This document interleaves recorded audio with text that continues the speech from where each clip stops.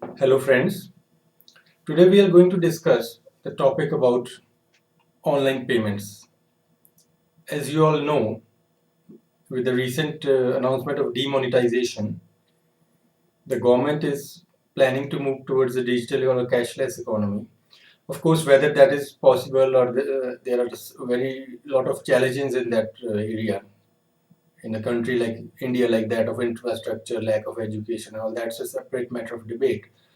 But the fact of the matter is that the policy has been implemented now, and it is better if we try to learn something about it. I won't go into the particular process of making a particular account, like say a popular payment service like Paytm or anything, but I'll be talking in general about the online payments, digital payments. So first of all, what do you understand by a digital payment? A digital payment is obviously something which is done without the actual money, without the paper money. I don't need to send you money. I just need to send you a message, or I need to send you an email like in PayPal, or like a message in Paytm. And there are hundreds of other provisions to make such payments. Of course, these are the quite popular ones. Then we have the plastic currency like the debit cards, credit cards, ATMs. So, what are the precautions that one needs to take so that one is not duped? There are some general precautions which you need to take. But if you ask me to summarize in one sentence, I'll just say use your common sense. That's the best it can be summed up into. Of course, there are a lot of technical details. If you ask a high level cyber expert or a security expert, they will tell you many things. But that is the crux of the matter. I can tell you, most of the dupes which happen are not because the hackers are very intelligent, it's because someone somewhere just failed to use his or her common sense. Just remember that always. It's not that easy to actually hack.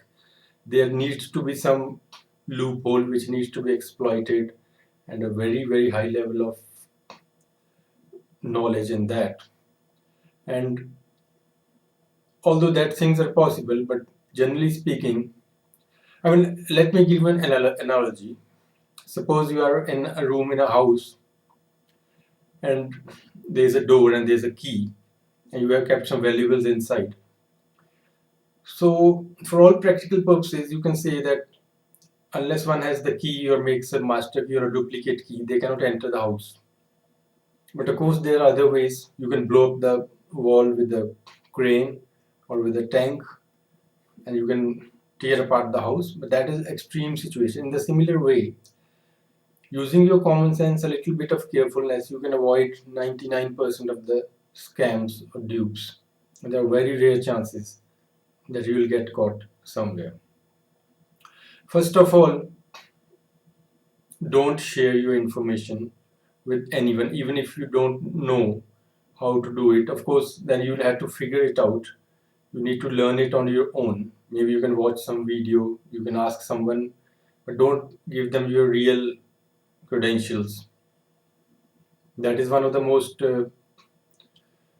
weak points of the chain, you can say, where you can get duped easily. For example, let me tell you a very simple example. I go to an ATM. I don't know how to take out money using my ATM card. I'm trying to figure out this way, that way. And some stranger, maybe he's genuine, maybe he wants to help. He says, okay, so ma'am, let me help you. And he says, give me your PIN, I'll let you know. That could be a genuine case, but that could be also be an invitation to get duped. So just be careful. Secondly, most people, whenever they receive a call, just be alert most of the times. No financial institution, no bank will ever, never, they will never ever ask you your password or anything through phone. There are hundreds of other things. Nowadays, people are calling and they're saying, I'm talking from the income tax department. You need to give me your so and so details. Don't believe them. No government agency straightway calls up and says, okay, I'm from the court or I'm from the income tax. They always do it through the proper channel, the proper letters to registered post mostly. So don't panic. First of all is don't panic. And secondly, even if you have any doubt, if you fear that you have been duped, just stay calm. Getting into panic won't help the situation anymore. Just call your bank or call your someone you trust, or you can say maybe if you're outside, maybe you lost your wallet which had all the cards. Maybe you can call up somebody at home and tell them, okay, find out the bank numbers, and you just immediately give them a ring, or you directly give them a ring using your mobile. That I have lost my wallet, and so you can block these cards temporarily. So I mean, there can be n number of situations. It's not possible to explain each and everything here. So, but as I said in the very beginning, this is just a general talk to help you make aware.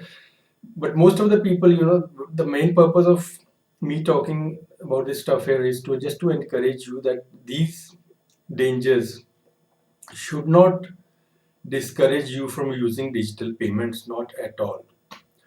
Again, take an example of a real life. There are roads.